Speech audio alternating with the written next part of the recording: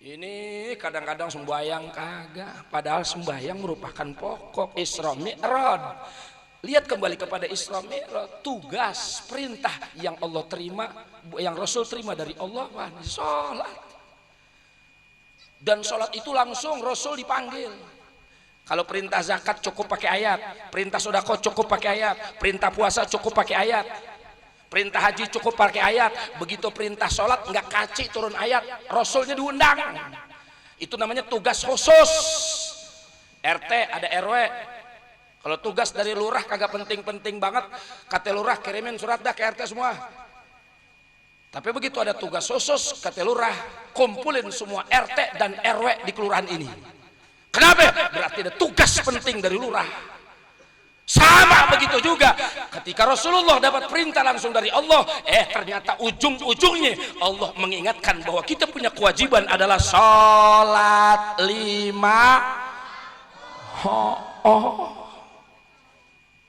Makanya Rasul juga galak urusan sholat. Bu, punya anak bu? Bu,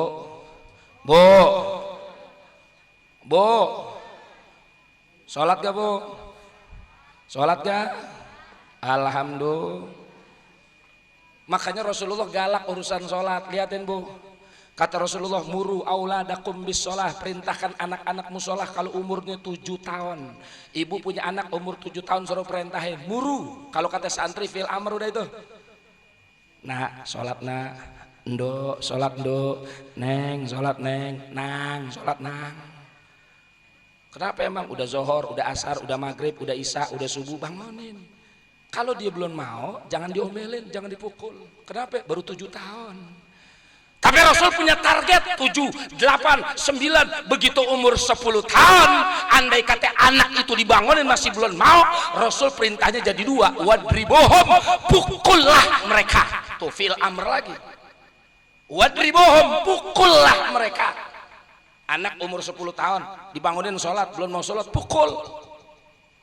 Itu umur 10 tahun bu. Apalagi ibu punya anak umur 30 tahun, kalau masih belum sholat, setrum.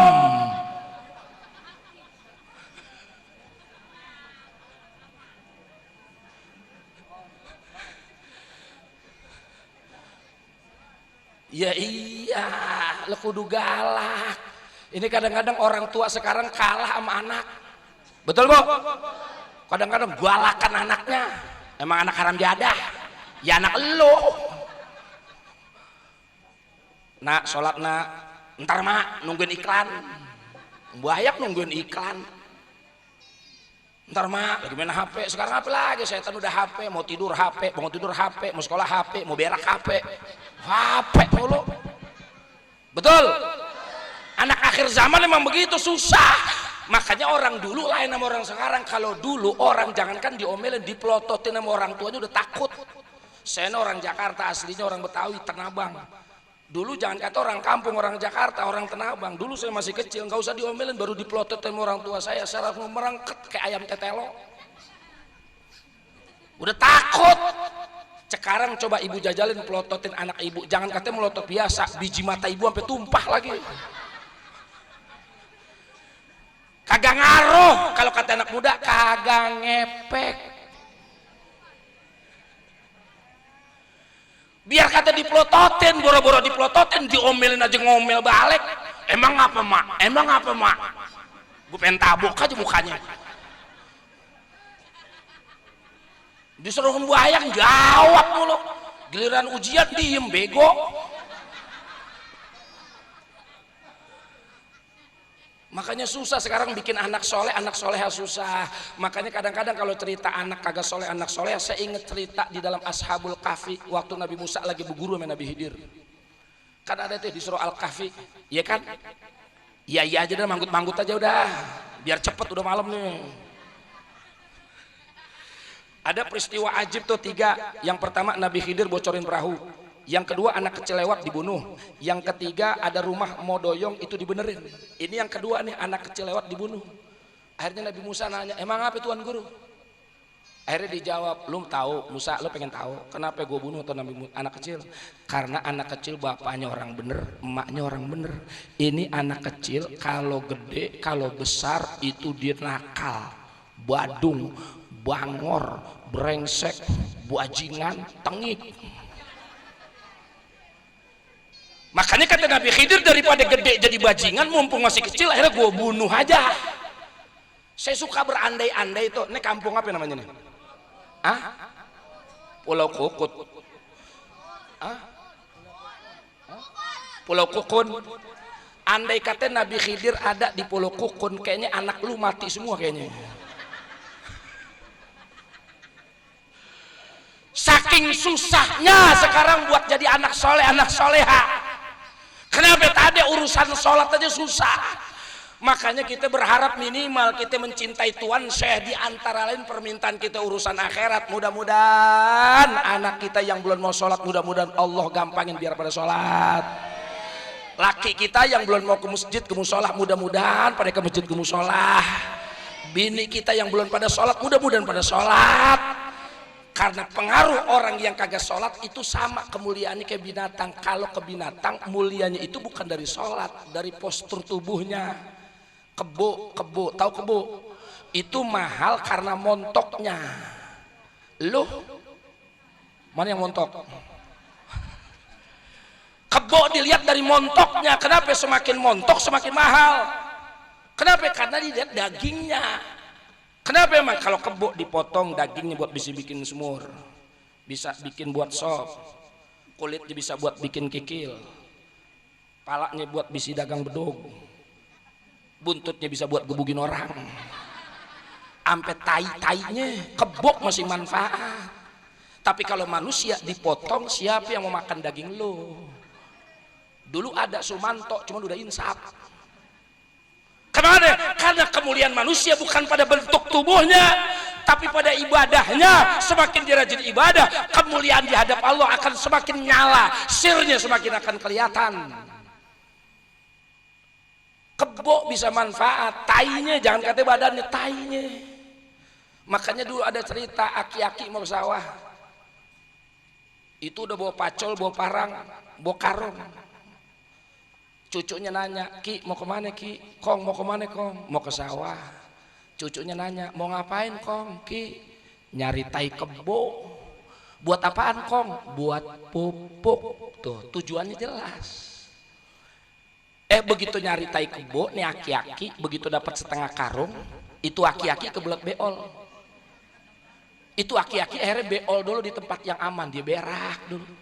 Begitu dia udah berak, diambil lagi karungnya, diambil lagi paculnya. Kemana? Petak demi petak dia cari lagi tai kebo yang belum penuh karungnya. Pertanyaannya, kenapa tai kebo dia cari-cari, tai sendiri yang ada dia tinggal?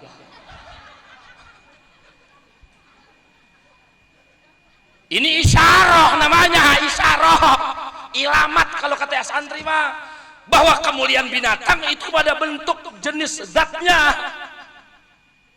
Contoh yang kedua, masih masalah pertanyaan.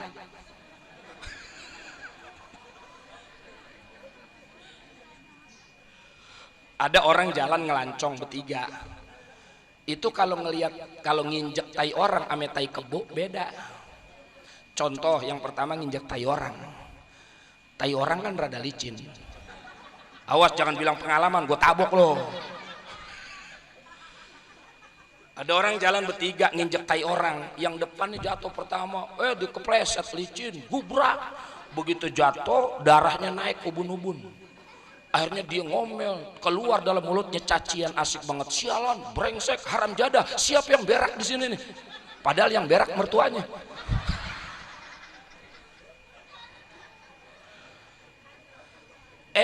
Begitu nginjek tai kebo, nggak segalak itu. Ada orang ngelancong bertiga, yang depan nginjek tai kebo. Begitu nginjek tai kebo cuma nengok ke belakang, apa kata dia? Apes gua. Segitu doang bahasanya. Nggak ada ngomel, sialan kebo, haram jadah. Itu isyarah, namanya isyarah. Artinya apa? Bahwa kemuliaan manusia bukan pada bentuk zatnya, sekalipun ganteng, cakep, gagah, biar kata tainya wangi lagi. Belum tentu. Kenapa? Karena kemuliaan manusia ada pada bentuk ibadahnya. Makanya kita ketika membaca manakib boleh kita minta urusan keduniaan, tapi di antara minta kita dibukakan buat urusan ibadah. Insya. Terakhir, jangan lama-lama. Saya kasih kuncian aja nih, kata guru saya nih. Kalau kita pengen mendapatkan dibukain sir-sir dari manakib, bahkan manakib aja sebenarnya, wiridan apaan aja.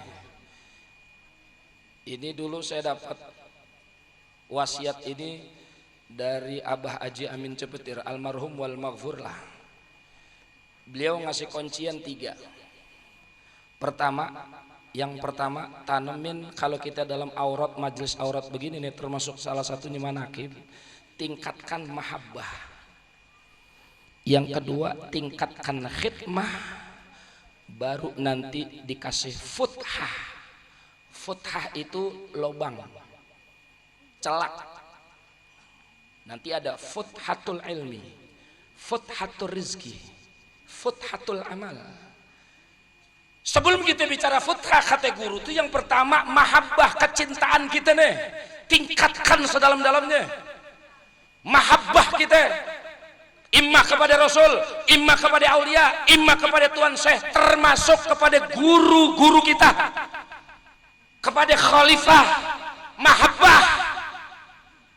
Kalau sudah judulnya mahabbah, zahiran wa batinan, ajilan wa ajilan, tunjukkan mahabbah kita.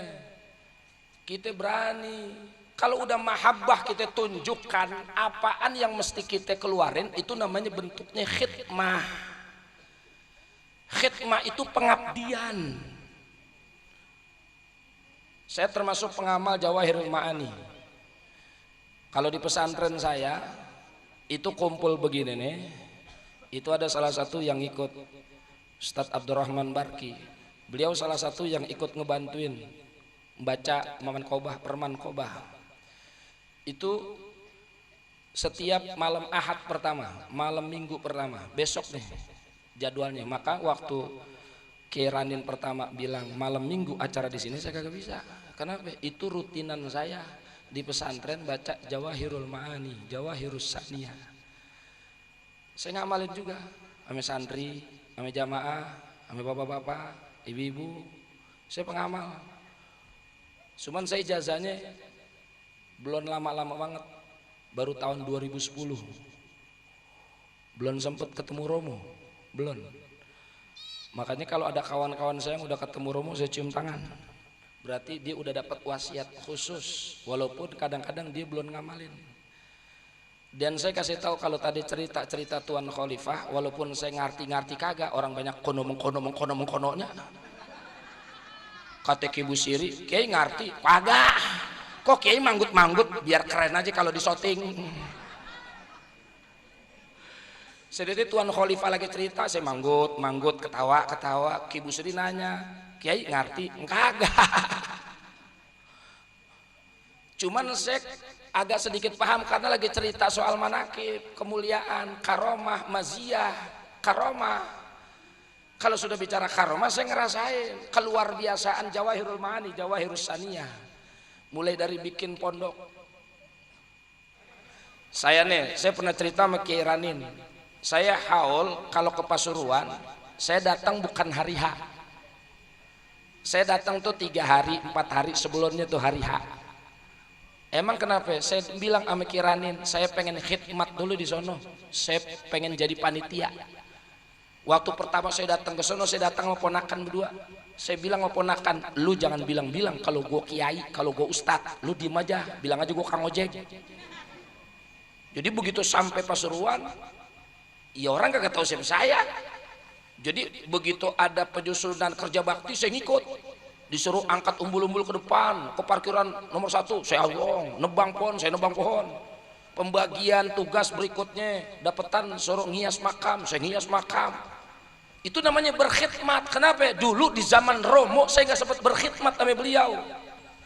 Maka ketika lagi haulan, saya pengen berkhidmat, minimal jadi panitia.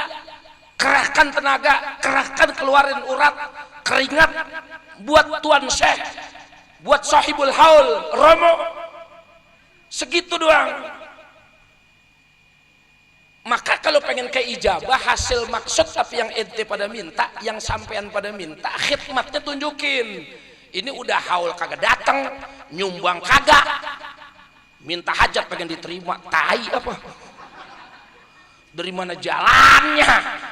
Minimal kalau nggak sempet bikin haul, nggak sempet datang haul, datang ke Tuan Khalifah. Tuan Khalifah mohon maaf nih karena banyak urusan, karena banyak acara saya kagak bisa datang haul. Ini sodakoh 3 juta nitip ya, buat apa kek, yang penting buat acara haul di sono. Begitu, itu namanya khidmah. Kalau bicara khidmah lagi nih, ini kejadian nyata lagi. Mahabbah kepada wali, kepada tuan syekh, kepada majelis di daerah Pademangan. Saya ada pengajian, dulu ada guru saya almarhum wal maghfurlah Abah Muji, Ki Abdul Muhid Mujiadi. Begitu beliau meninggal, majlis taklimnya dititipin sama saya, murid-muridnya.